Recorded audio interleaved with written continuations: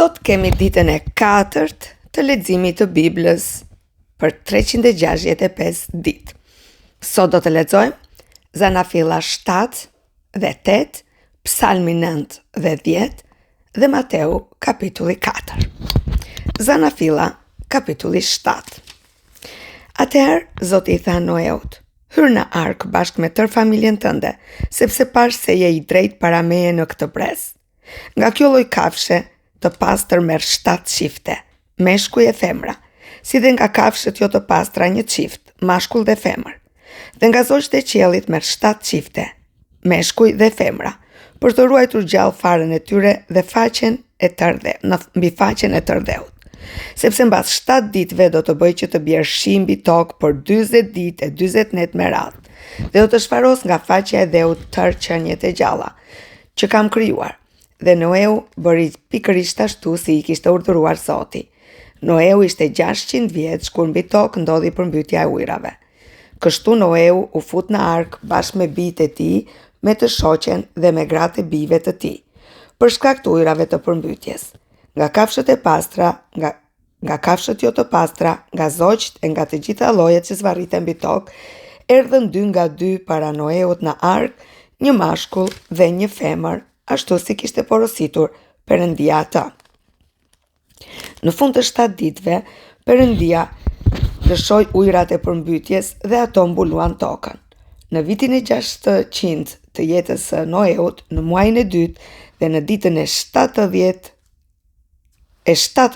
të muajit, në atë ditë tërë burimet e umnerës së madhe shpërthyen dhe kataraktet e qiellit u hapën, dhe ra shi mbi tokë për 40 ditë dhe 40 net. Po atë ditë hyn në ark Noeu dhe bijtë e tij Semi, Kami dhe Jafeti, gruaja e Noeut, si dhe 3 gratë e bijve të tij me ta. Ata dhe të gjithë bishat sipas llojit, tërë baktia sipas llojit të saj, të gjithë rreshqanorët që zvarriten mbi tokën sipas llojit të tyre, tërë zogjtë sipas llojit të tyre, tërë zogjtë e çfarëdo lloji. Ata erdhën te Noeu në ark 2 nga 2, prej çdo mishi që ka frymëjete. Hyn mashkull e femër nga çdo mish, ashtu si Perëndia I kishte porositur Noeun.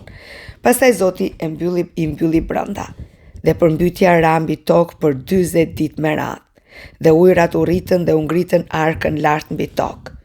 Ujrat u shtuan dhe u rritën shumë mbi tokë. Arka fluskonte mbi sipërfaqen e ujrave, dhe ujrat u shtuan me forcë të madhe mbi tokë. Të gjitha malet e larta që ndodheshin në tërë qiell u mbuluan. Ujrat u ngritën 15 kubik mbi to, dhe malet u mbuluan prej tyre. Kështu u shuan të gjitha llojet e mishit që lëviznin mbi tokë, zogjtë, baktia, bishat, rreshqanorët e çdo lloji që zvarriten mbi tokë dhe tërë njerëzit. Vdiq çdo gjë që ishte mbi tokën e thatë dhe që kishte frymëjete në vrimat e hundës, dhe të gjitha gjallësat që ishin mbi faqen e dheut u shfarosën. Duke filluar nga njeriu deri te baktia, te gjarprind, te zogjtë e qiellit, ato u shfarosën nga toka dhe shpëtoi vetëm Noeu bashkë me ata që ishin me ta në ark, dhe ujrat mbuluan tokën për 115 ditë. Kapitulli 8. Pastaj Perëndis ju kujtua Noeu të gjitha gjallësat dhe tërë baktia që ishte me ta në ark. Dhe Perëndia bëri që të fryjë një erë mbi tokë dhe ujrat e ulën lartësinë e tyre. Burimet e umnerës dhe kataraktet e qiellit u mbyllën dhe shiu nga qielli pushoi. Dhe ujrat vazhduan të tërhiqeshin nga toka dhe mbas 150 ditësh ishin paksuar. Në muajin e 6, ditën e 17 të muajit, arka u ndal në malet e Araratit, dhe ujrat vazhduan të paksohen deri në muajin e 10. Në muajin e 10, ditën e parë të muajit, u dukën majat e maleve. Kështu mbas 40 ditësh ndodhi që Noeu hapi dritaren që kishte bërë në ark, dhe nisi jashtë korbin, që vazhdoi të shkojë para dhe mbrapa derisa u than ujrat mbi tokë. Pastaj lëshoi pëllumbin për të parë nëse ujrat ishin paksuar mbi sipërfaqen e tokës. Por pëllumbi nuk gjeti dot vend ku të mbështes këmbën e tij dhe u kthye përsëri në ark, sepse kishte ende ujra mbi sipërfaqen e tokës, dhe ai shtriu dorën, e kapi dhe e tërhoqi brenda arkës. Priti atëherë 7 ditë të tjera. Pastaj e dërgoi përsëri pëllumbin jashtë arkës. Dhe pëllumbi u kthye tek ai aty nga mbrëmja. Dhe ja, ai kishte në sqep një gjethe ulliri të këputur të njom. Kështu Noe u kuptoi se ujërat ishin të requr nga toka. Atëherë priti 7 ditë të tjera. Pastaj e lëshoi jashtë pëllumbin, por ky nuk u kthye më tek ai. Në vitin e 16 të Noeut, gjatë muajit të parë, në ditën e parë të muajit, ujërat ishin tharë mbi tokë, dhe Noeu e zbuloi arkën, vështroi dhe ja, që sipërfaqja e tokës ishte e thatë. Dhe kështu në muajin e dytë, në ditën e 20 të tij, toka ishte e thatë. Atëherë Perëndia i foli Noeu duke thënë: "Dil nga arka, ti, gruaja jote, bijtë e tu dhe gratë e bijve të tu bashkë me ty. Nxirr me vete tërkafshët që janë bashkë me ty të çdo mishi që të jenë, zogj, bakti dhe tërë rëshqanorët që zvarriten mbi tokë, me qëllim që të rriten shumë mbi tokë dhe të jenë pjellor e të shumohen mbi tokë." Kështu Noeu doli me bijtë e tij, me gruan e tij dhe me gratë e bijve të tij. Të gjitha kafshët, të gjithë rëshqanorët, të gjithë zogjt, gjithçka lëviz mbi tokë sipas familjeve të tyre, dolën nga arka. Atëherë Noeu ndërtoi një altar për Zotin. Mori nga çdo lloj kafshësh dhe zogj të pastër dhe ofroi flim mbi altarin. Dhe Zoti ndjeu një erë të këndshme. Dhe ai tha në zemër të vet: "Unë nuk do ta mallkoj më tokën për shkak të një njeriu. Për shkak të njeriut, sepse synimet e zemrës së njeriut janë të këqija, qysh në fëmirinë e tij. Dhe nuk do të godas më çdo gjallësh siç kam bërë. Derisa të jetë toka, nuk do të pushoj kurrë ekzistuari mbjellja dhe korrja, të ftohtit dhe të nxehtit, vera dhe dimri, dita edhe nata." Amen. Tani kalojmë tek Psalmi 9, që thot: "Unë do të kremtoj Zotin.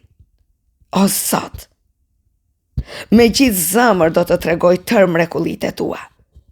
Unë do të gëzohem dhe do të kënaqem me ty, do t'i këndoj lëvdime në emrit tënd o shumë i larti, sepse armiqtë e mi të riqen, bien dhe vdesin para teje. Ti në fakt ke përkrahur ndershmërinë time dhe çështjen time, je ulur mbi fronin si një gjyqtar i drejtë. Ke qortuar kombet, ke shkatruar të pabesin, ke fshirë emrat e tyre për gjithnjë. Armiku është zhdukur i kapur nga një pikëllim i përjetshëm, dhe qyteteve që ti ke shkatruar i është zhdukur edhe të kujtimi. Por Zoti mbetet për jetë. Ai ka vendosur fronin e tij për të gjykuar. Ai do të gjykoj botën me drejtësi, do të gjykoj popullit me panësi. Zoti do të jetë strehimi pa pushtetshëm për të shtypurin, një strehimi pa pushtetshëm në kohë ngushtice. Dhe ata që e njohin emrin tënd do të kenë besim tek ti, sepse ti o Zot nuk i braktis ata që të kërkojnë. Këndojini lavde Zotit që banon në Sion. U njoftoni popujve veprat e tij, sepse ai që kërkon arsyen e gjakut i mban mend ata. Ai nuk e harron britmën e të pikëlluarve. Ki mëshirë për mua, o Zot. Ti që më ke rilartuar nga portat e vdekjes, shiko pikëllimin që më shkaktojnë ata që më urrejnë. Me qëllim që unë të kem mundësi të tregoj të gjitha lëvdimet e tua dhe në portat e bijës së Sionit të mund të kremtoj për çlirimin tënd.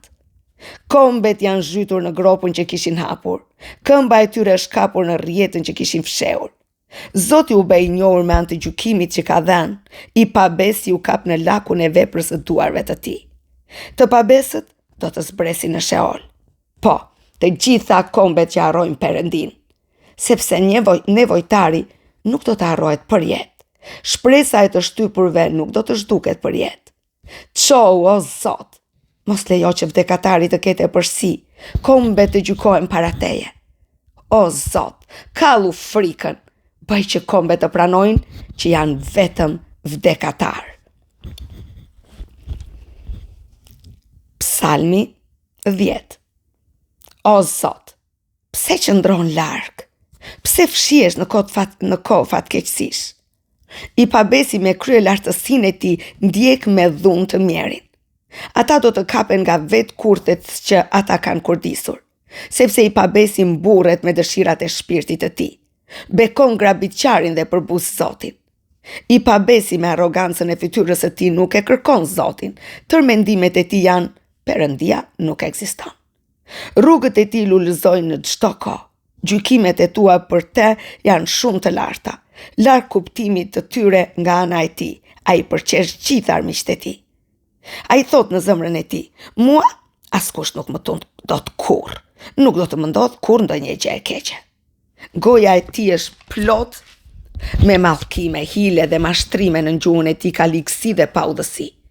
Ai rri në prit në fshatra, vret të pafajshmi në vende të fsheta, sytë e tij përgojojnë të keqin, përgojojnë fatkeqin. Ai rri në prit në vende të fshehta, si luani në strofkën e tij, rri në prit për të kapur të mjerin. Ai rrëmben të mjerin duke e tërhequr në rrjetën e tij. Ai rri i strukur dhe i mbledhur, dhe fatzin poshten para forcës së tij. Ai thot në zemër të tij: Perëndia harron, fsheh fytyrën e tij, nuk do ta shoh kurrë. Ço o Zot, o Perëndi, ngri dorën tënde, mos i harro të mjerët. Pse i pabesi për çmon Perëndin?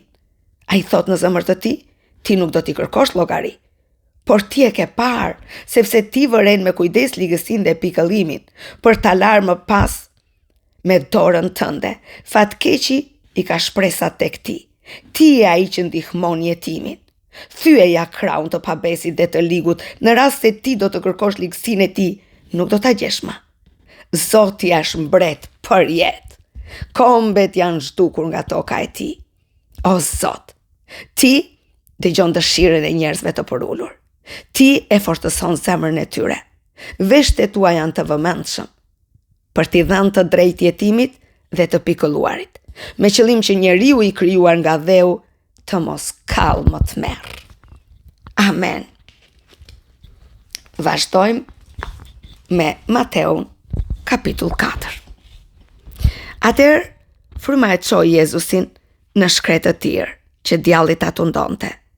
Dhe mbasi agjëroi 40 ditë e 40 net, në fund e mori uria. Atëherë tundusi, pasi u afrua, i tha: në qoftë se je biri i Perëndis, thuaj që këta gur të bëhen bukë. Por ai duke u përgjigjur tha: është shkruar, njeriu nuk ron vetëm me bukë, por me çdo fjalë që del nga goja e Perëndis. Atëherë djalli e çoi në qytetin e shenjtë dhe e vendosi në majtë të tempullit dhe i tha: nëse je biri i Perëndis, hidhu poshtë, sepse është shkruar: ai do t'u jap urdhër engjëjve të tij për ty, dhe ata do të mbajnë në duart e tyre që të mos ndeshësh me këmbën tënde ndonjë gur.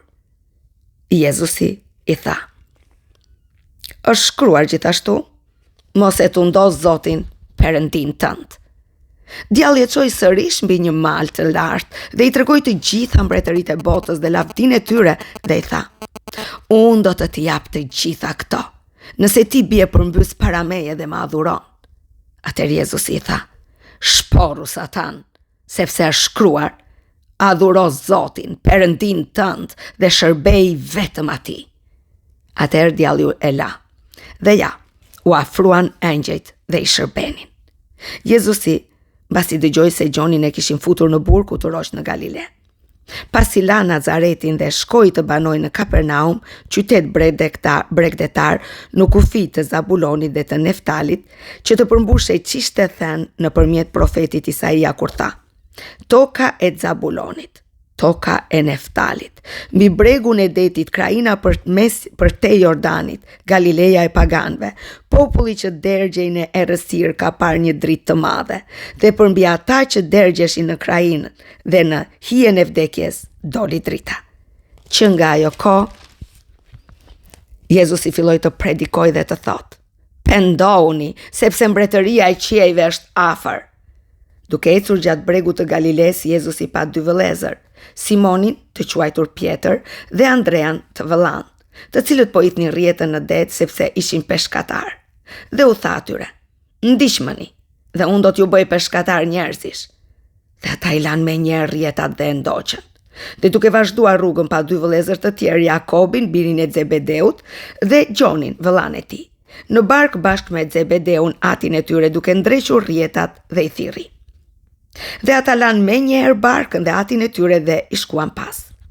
Jezusi shkonte kudo nëpër Galilej duke mësuar në sinagogat e tyre, duke predikuar ungjillin e mbretërisë dhe duke shëruar çdo sëmundje dhe çdo lëngat në popull. Dhe fama e tij u përhap në gjithë Sirin, dhe i sillnin të gjithë të sëmurët që vuanin nga lëngata dhe dhimbje të ndryshme të demonizuar, epileptik dhe paralitik, dhe ai shëronte. Dhe një mori e madhe njerëzish i shkonte pas, nga Galileja, nga Dekapoli, nga Jeruzalemi, nga Judeja dhe nga përtej Jordanit. Amen.